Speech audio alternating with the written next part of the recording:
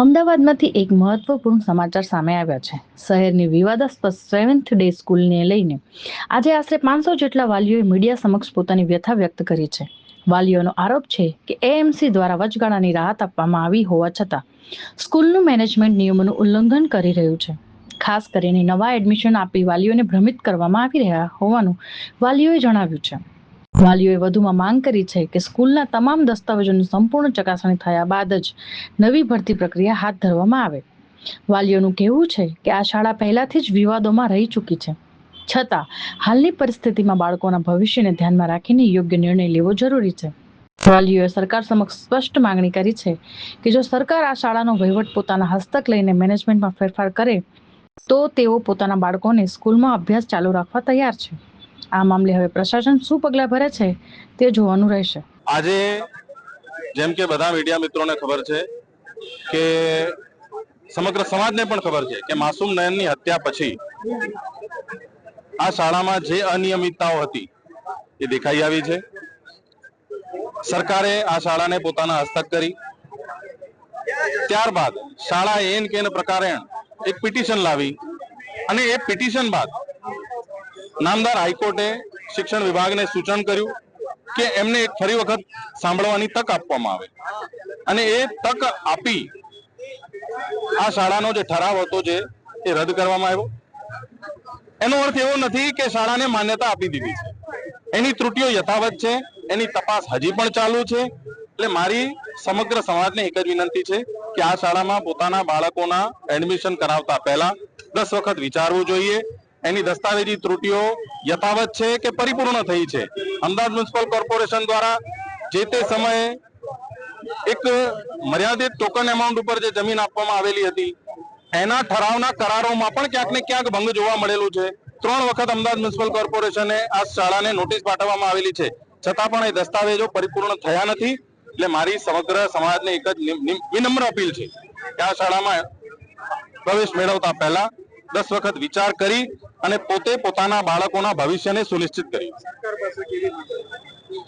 સરકાર પાસે એક જ માંગણીઓ છે, જે કંઈ પણ આની ત્રુટીઓ છે એના સામે યોગ્ય અને કડક અને મક્કમ પગલાં લે એવી અમારી સરકારશ્રીને નમ્ર અને વિનમ્ર અપીલ છે. જનજાગૃતિના કાર્યક્રમો અવિરત ચાલુ રહેશે. મારું નામ મહેશ દેસાઈ છે અને જન આક્રોશ વાલી મંડળ સંઘર્ષ સમિતિમાં સાથે છું. મુખ્ય આજે રજૂઆત એવી છે કે વાલી હવે ચિંતિત થઈ ગયા છે. બાળકોના ભવિષ્ય માટે ખરેખર કહેવાય ને કે ગંભીરતાથી એને નિર્ણય લીધો છે કે જે આ સેવન્થ સ્કૂલ પાસે હજુ સુધી સરકારને અને નામદાર હાઈકોર્ટને એવા પુરાવા રજૂ નથી કર્યા કે અમારી આ સ્કૂલ ખરેખરમાં લીગલ છે. જે પરમિશનો જોઈએ પરમિશનો એની જોડે આટલા વર્ષો સુધી મળી નથી. બિલ્ડિંગ બી અનલીગલ છે. તો આ સ્કૂલમાં જો ખરેખર લીગલ નથી, લીગલ હોય તો એ પુરાવા બતાવે અને જો બાળકોના ભવિષ્ય માટે જો સ્કૂલ પોતે ચિંતિત હોય તો લેખિતમાં જવાબ આપે. કેમ કે લેખિતમાં નહીં જ આપે. વાલીઓ ખરેખર ઘણી વખત બહુ રજૂઆત કરી છે. વાલીઓને પણ દબાવવામાં આવે છે કે એમને એવી રીતે દબાવવામાં કે તમારા બાળકોને હવે એડમિશન અહીં અમે ન તો એને એલસી આપી દઈશું. આ રીતે બી વાલીઓને દબાવવામાં આવે છે. મૂળ હવે કહેવાનું એવું છે કે અહીંયા એડમિશન લેવું કે નહીં, પણ મૂળ જે સ્કૂલની જોડે આધાર પુરાવા જ નથી તો અમારા બાળકોનું ભવિષ્ય શું? બરાબર. તો હવે અહીંયા બાળકો ભણીને કરશે શું કે જે સ્કૂલનું કોઈ સ્ટ્રક્ચર કે એનું ફ્યુચર જ નથી. તો એ બાળકોને ભણવાનો અમારો વિચાર અમે ઉઠાવી લીધો છે. અમે બીજી સ્કૂલમાં અમારા બાળકોને અમે એનું એડમિશન અપાઈશું. અમારી એક જ માંગણી છે કે આ સ્કૂલની પૂરી તપાસ થાય અને એવું એક બોર્ડ બનાવવામાં એની એક રચના થાય. ખરેખરમાં આ સ્કૂલ વર્ષોથી વિવાદમાં છે અને અહીંયા એવી ઘણી ઘટનાઓ ઘટેલી છે. તો એ ઘટનાઓની એની પૂરી તપાસ થાય.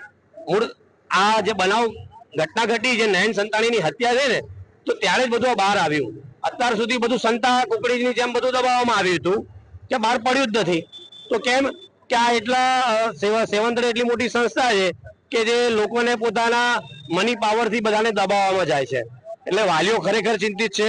અમારો મુખ્ય આજે રજૂઆત એ છે કે હવે એડમિશન લો તો વિચારીને લેજો કે સરકારે એને ટેમ્પરરી બેઝ ઉપર અત્યારે મેનેજમેન્ટ સોંપ્યું છે. તો એવો કોઈ ઓર્ડર થયો નથી કે એડમિશન લઈ શકે. તો એડમિશન લેવા માટેનો હજુ ઓર્ડર થયો નથી. આ એ જ કહેવા માંગુ છું કે એમને જે બેનરો લગાવ્યા છે એ વાલીઓને ભ્રમિત કરવા માટે કે હવે સ્કૂલ અમે જીતી ગયા છીએ. વાલીઓને મેસેજ બી એવો પ્રોવાઈડ કરે છે કે હવે આપણા હસ્તકમાં આવી ગયું છે, હવે કોઈની તાકાત નથી. આ 7th ડે નું એવું પોતે આગવું એવો મેસેજ ફેરવે છે, એવું રેકોર્ડિંગ પર ફેરવે છે એમના ગ્રુપમાં, વાલીઓના ગ્રુપમાં, કે હવે અમે જીતી ગયા છે. પણ તમે જીતી ક્યાંથી ગયા? તમે હજુ સુધી આજ દિન સુધી વાલીઓને વિશ્વાસમાં નથી લીધા, સરકારને ડોક્યુમેન્ટ નથી આપ્યા નામદાર હાઈકોર્ટને. તો જે એના પ્રમાણે એને વર્તવું જોઈએ એ 7th ડે હજુ સુધી વર્ત્યું નથી. આવનારા સમયમાં એવું છે કે જો બાળકના ભવિષ્ય માટે દરેક વાલી ચિંતિત છે, તો માન્ય નામદાર હાઈકોર્ટને સરકાર, રાજ્ય સરકારને 7th ડે સ્કૂલ ખરેખર સાચી હોય તો ડોક્યુમેન્ટ આપે, કેમ કે ડોક્યુમેન્ટ જ એની જોડે નથી.